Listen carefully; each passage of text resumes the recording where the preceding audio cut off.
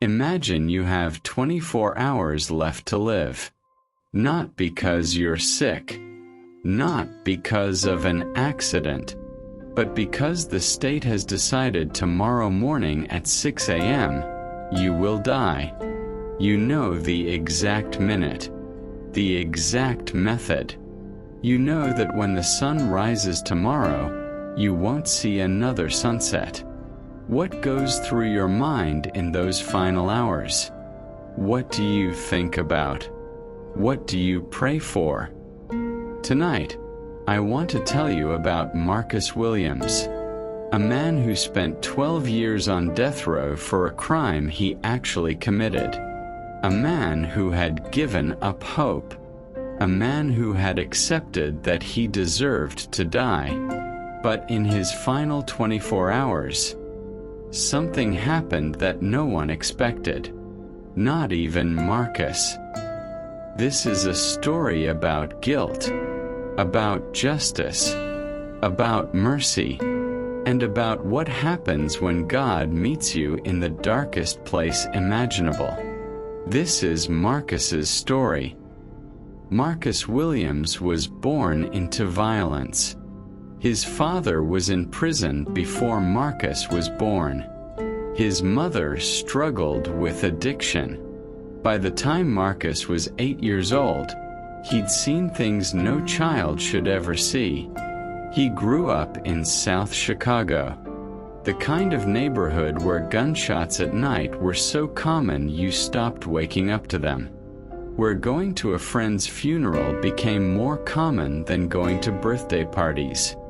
Marcus joined a gang when he was 13, not because he wanted to, because it was survival.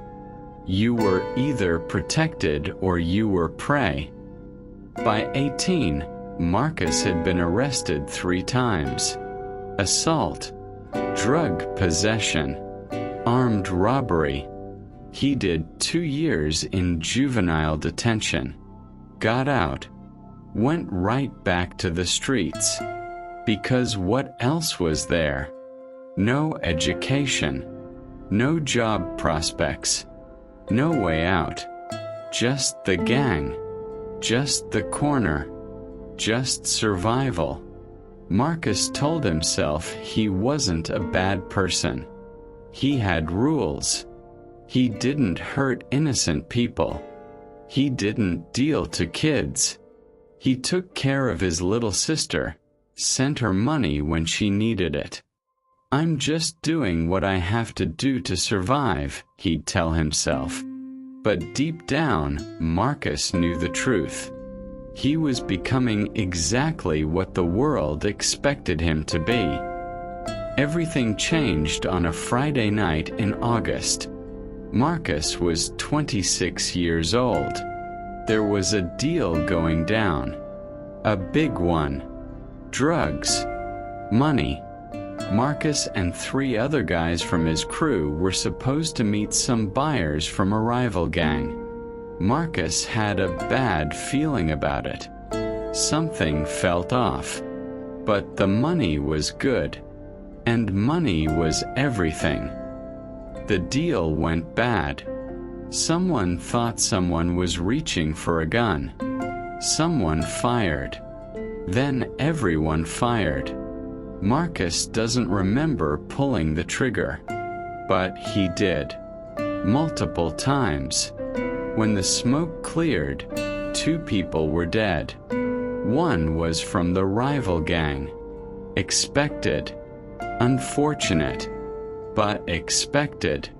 The other was a 17-year-old kid named Anthony Rodriguez. Wrong place, wrong time. He'd been walking home from his job at McDonald's. Took a shortcut through the parking lot where the deal was happening. Anthony's body was found wearing his McDonald's uniform. His paycheck was still in his pocket. $243. 2 weeks of work. Marcus ran. They all ran. But the police had witnesses. They had forensics. They had surveillance footage from a nearby building. Marcus was arrested 3 days later at his mother's apartment. He didn't resist. What was the point? The trial was straightforward. The evidence was overwhelming. Marcus's lawyer tried to argue second-degree murder, argued that Marcus hadn't intended to kill anyone, that it was the heat of the moment, self-defense gone wrong. But Anthony Rodriguez had been shot 3 times. In the back. Running away. The prosecution pushed for first-degree murder. Felony murder during the commission of a drug deal. The jury deliberated for 4 hours. Guilty. Marcus sat in that courtroom and listened to the verdict. He looked over at the gallery, saw Anthony's mother, a small woman in her 40s. She was crying, silent tears running down her face. Their eyes met for just a moment. Marcus wanted to say something. "I'm sorry," felt pathetically inadequate. But he couldn't even say that. His lawyer had told him not to speak. Anything he said could be used against him in sentencing. So Marcus just sat there and looked away. The sentencing hearing was 3 weeks later. Anthony's mother gave a victim impact statement. Her name was Carmen. She stood at that podium and spoke about her son, how he'd been saving money for community college, how he wanted to be a teacher, how he volunteered at their church youth group, how he'd never hurt anyone in his entire life, how she'd had to identify his body at the morgue, how she'd buried her baby, how she woke up every morning and for 1 second forgot he was gone, and then remembered, and the grief hit her all over again. "I don't hate you," Carmen said, looking directly at Marcus. "I want to. It would be easier to hate you, but I can't, because my son wouldn't want me to carry that hatred. But you took him from me. You took my baby, and there's no bringing him back. So yes, I think you deserve to die for what you did." Marcus felt those words like physical blows. The judge sentenced him to death. Marcus was 27 years old when he arrived on death row. People don't realize how long death row actually is. Marcus spent 12 years waiting to die. 12 years in a 6-by-9-foot cell. 23 hours a day in that cell. 1 hour in a cage outside for recreation. 12 years of appeals. 12 years of lawyers arguing technicalities. 12 years of hope and disappointment and hope and disappointment. 12 years of watching other men walk past his cell for the last time. Heading to the execution chamber. Some went quietly. Some went screaming. Some went praying. Marcus wondered which kind he'd be. For the first few years, Marcus was angry. At the system. At the judge. At the jury. At the world that had put him in this position. He wasn't innocent. He knew that. But death. For one mistake. For one terrible night. How many people make mistakes and don't get the death penalty? He'd think bitterly. How many people in power do worse things and never see the inside of a courtroom? The anger kept him going for a while. But anger is exhausting. Eventually, it burned itself out. By year 5, Marcus had become numb, just existing, going through the motions, eating, sleeping, waiting. He stopped following his appeals. What was the point? Hope was more painful than acceptance. His lawyer would visit. Marcus, we're filing a new motion. There's a chance. Don't, Marcus would say.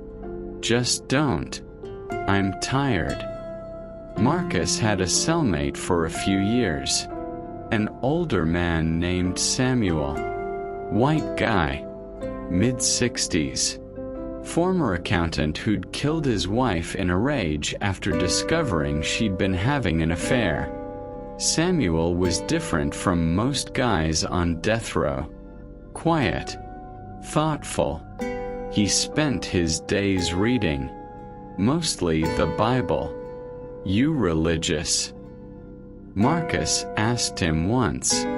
Not before I came here, Samuel said. But when you're facing death, you start asking different questions. About meaning. About what happens after. About whether there's any hope of redemption for people like us. And, did you find answers? Samuel smiled. I found something. Whether it's answers. I guess I'll find out for sure when they execute me.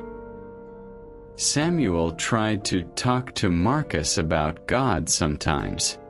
About forgiveness. About grace.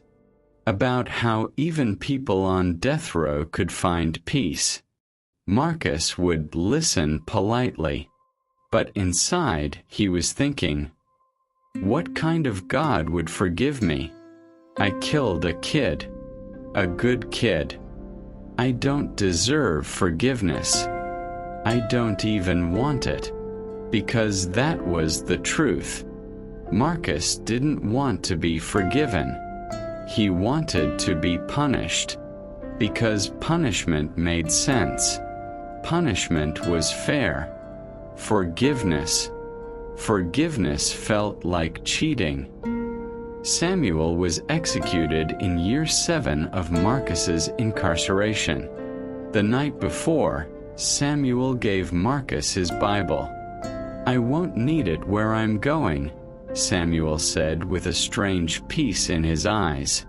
Either I'll be with God and won't need a book to know Him, or there's nothing and it won't matter. Either way, maybe you should have it.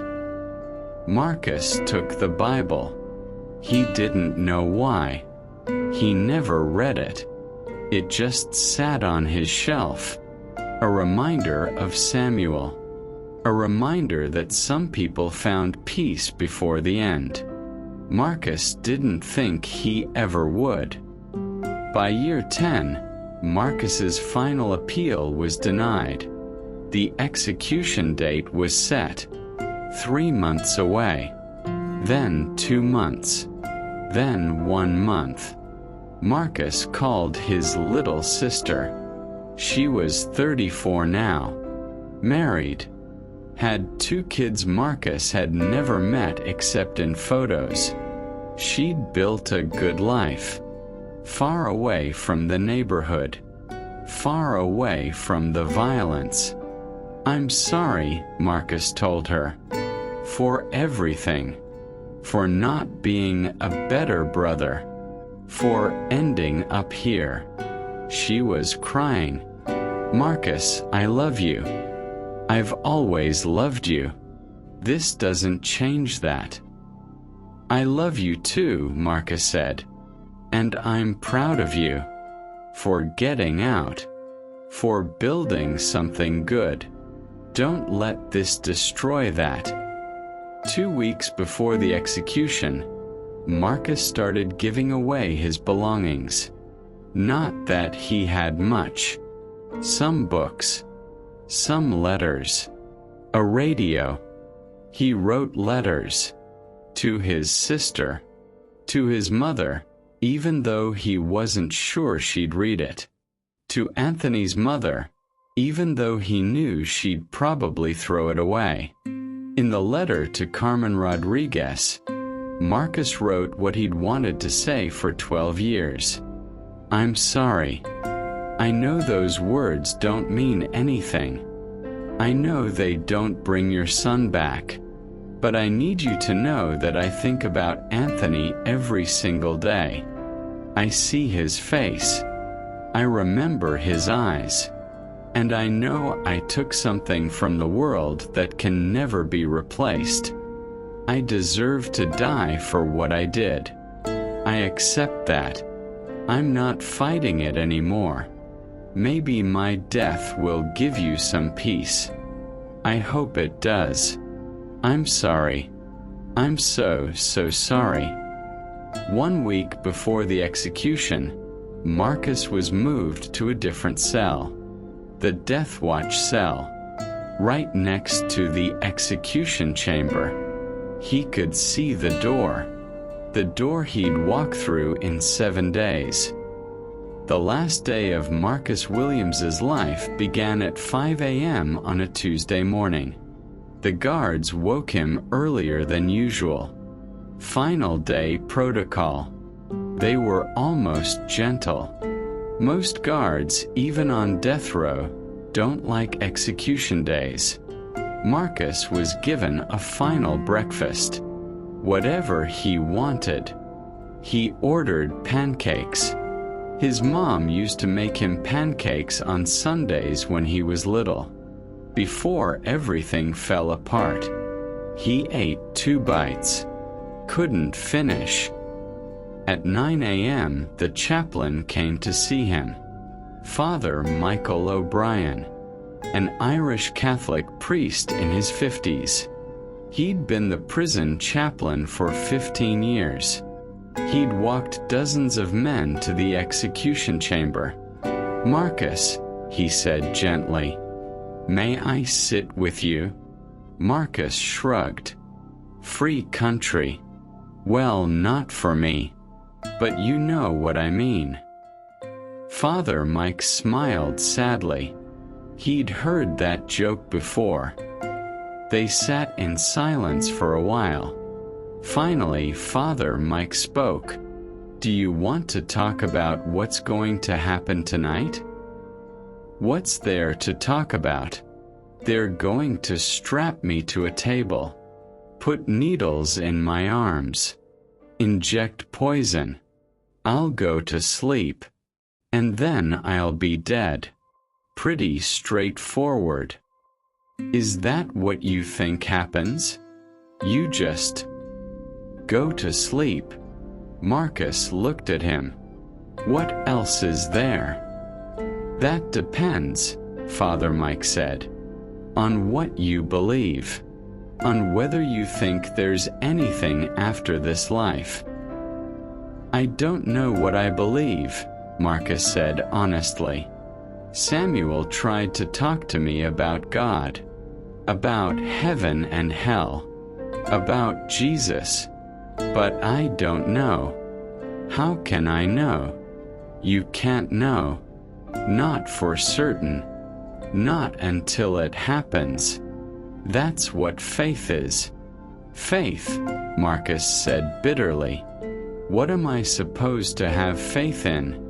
That God loves me. That God forgives me. I killed a kid, Father. A good kid who never hurt anyone. What kind of God would forgive that?" Father Mike leaned forward. "Marcus, can I tell you something? I've been a priest for 30 years. I've heard confessions from people who've done terrible things. And you know what I've learned." "What?" "That we're all terrible and we're all precious at the same time.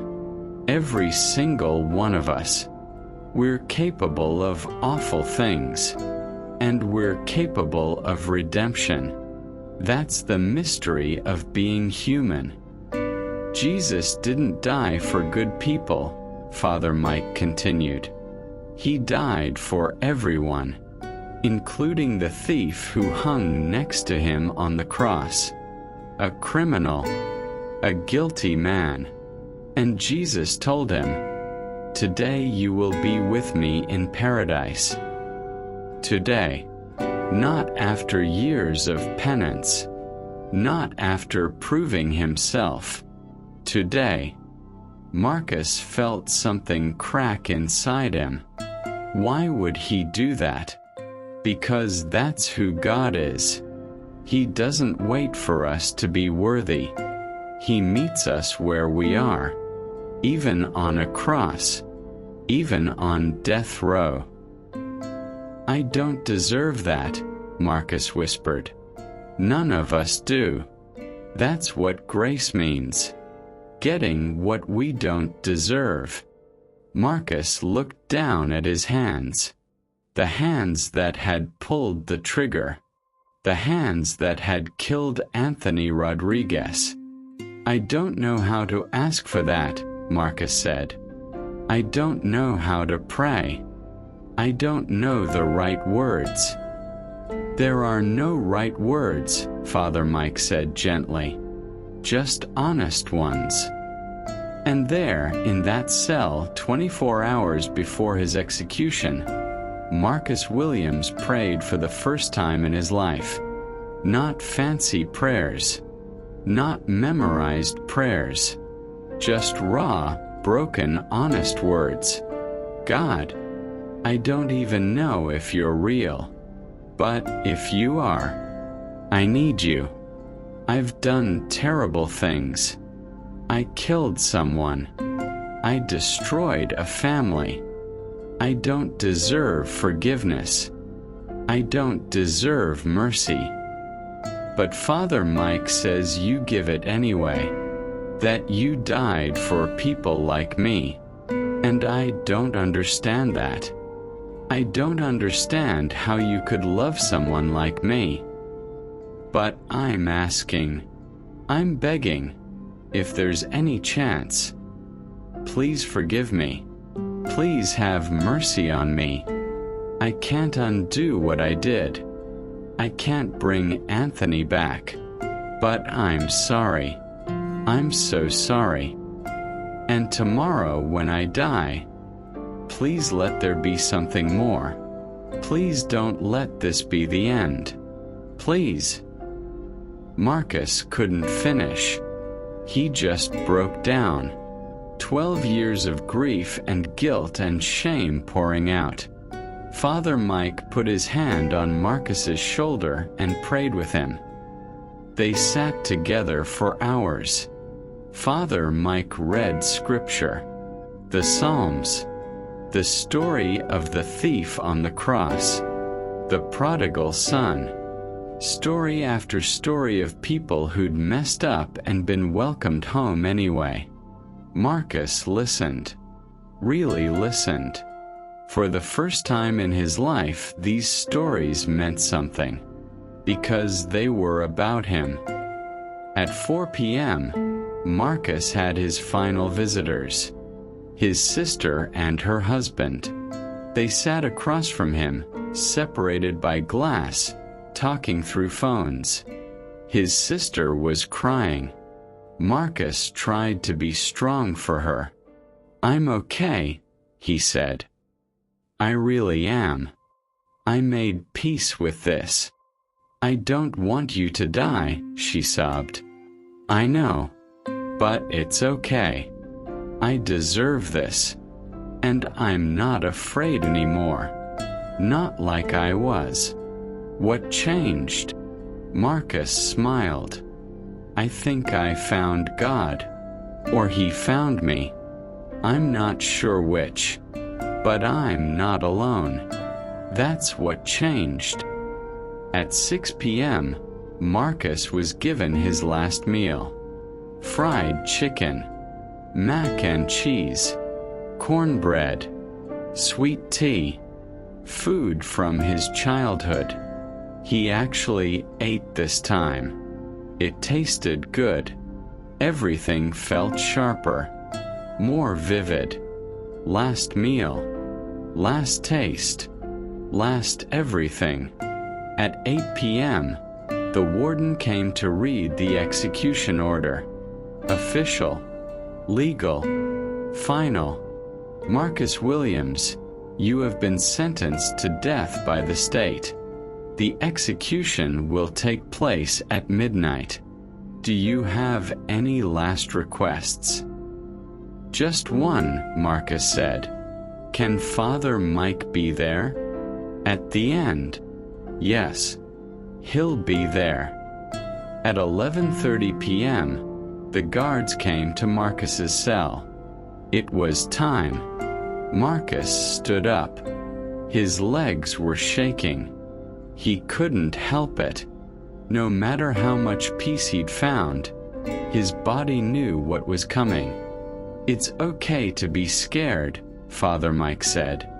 He'd walked with Marcus from the cell. I am, Marcus admitted. But I'm also. I don't know. Ready? They walked down a long hallway. Marcus could hear his own heartbeat, could hear his breathing. Every step felt significant.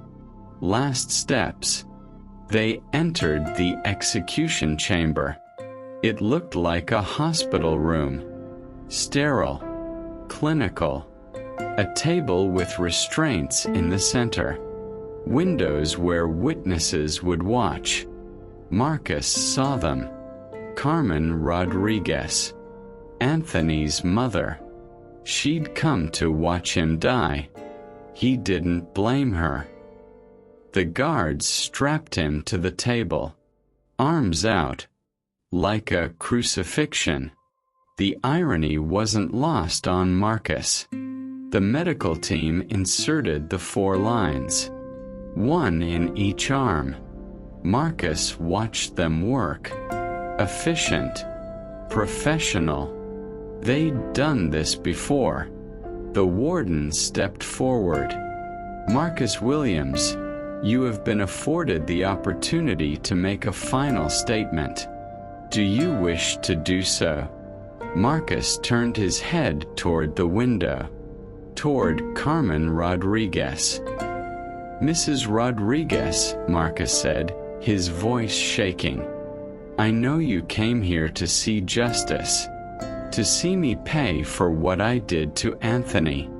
And I deserve this. I'm not claiming I don't, but I need you to know. I found God in here. I found forgiveness. Not from you, I don't expect that, but from God. And I'm going to see him tonight. And when I do, I'm going to tell Anthony I'm sorry. I'm going to tell him his life mattered, that his death wasn't meaningless, that it led me to God. I'm so sorry for what I took from you. I'm sorry for your pain. And I hope, someday, you can find peace too. Carmen was crying. Marcus couldn't tell if they were angry tears or sad tears or both. The warden nodded. The process began. Intravenous line is open, beginning administration of drugs. Marcus felt the first injection, the sedative. He started feeling drowsy, heavy. Father, he said quietly. Father Mike leaned close. I'm here, Marcus. God is here. You're not alone. I'm scared. I know. But look at me. Look at me. It's almost over. And then, paradise. Just like the thief on the cross. Today you'll be with him in paradise. Marcus smiled. Actually smiled. I never thought I'd die with hope. But I do. I have hope. The second injection. Marcus's eyes started to close. His last words were barely a whisper. Thank you, Jesus. Thank you for saving me." Marcus Williams was pronounced dead at 12:14 a.m. After the execution, Father Mike walked out into the prison yard. He always did this after executions. Needed fresh air. Needed to process. Carmen Rodriguez was sitting on a bench outside. Alone. Father Mike sat down next to her. Didn't say anything. Just sat. Finally, Carmen spoke. He seemed peaceful. At the end. He was, Father Mike said. How is that possible? How can someone who did what he did find peace? Father Mike looked up at the stars. Because God's grace is bigger than our worst moments. Because redemption is possible even for people who don't deserve it. Maybe especially for people who don't deserve it. Carmen sat in silence for a long time. Then she said something Father Mike never expected. I think I forgive him. I didn't think I would. I came here tonight wanting to watch him suffer. Wanting him to be terrified. But he wasn't. He was at peace. And somehow that made me realize I don't want to carry this hatred anymore. It's killing me. I need to forgive him. Not for him. For me. She started crying. Anthony would have wanted me to forgive him. My son had the kindest heart. He would have forgiven him already. Father Mike put his hand on her shoulder. Then honor your son's heart. Forgive. Let go. Find peace. Carmen Rodriguez walked away from that prison a different person than she walked in. Marcus Williams died at 12:14 a.m. But in his final hours, he'd found something he'd spent 38 years looking for. Redemption. Forgiveness. God. I know this story is hard. It doesn't have a happy ending in the traditional sense. Marcus died. Justice was served. A life was taken for a life. But something else happened too. A man who'd lived without hope found it at the last possible moment. A man who'd been convinced he was beyond forgiveness discovered he wasn't. And maybe that's the point. No one is too far gone. No one is beyond redemption. Not murderers. Not criminals. Not you. Not anyone. If God could reach Marcus Williams in a death row cell 24 hours before his execution, he can reach anyone, anywhere, anytime. Maybe you've done things you think are unforgivable. Maybe you carry guilt that feels impossible to shake. Maybe you think God could never love someone like you. You're wrong. God is in the business of impossible redemption. That's literally what the cross was about. Jesus died between two criminals. One rejected him. One accepted him. And Jesus said to the one who believed, "Today you will be with me in paradise." Today. Not someday.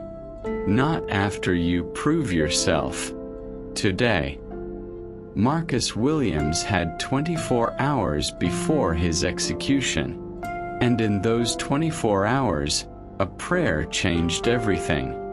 Not the circumstances. Not the sentence. Not the past. But everything that matters. His soul. His eternity. His peace. It's never too late. You're never too far gone. God is waiting. Right now. right here. All you have to do is ask.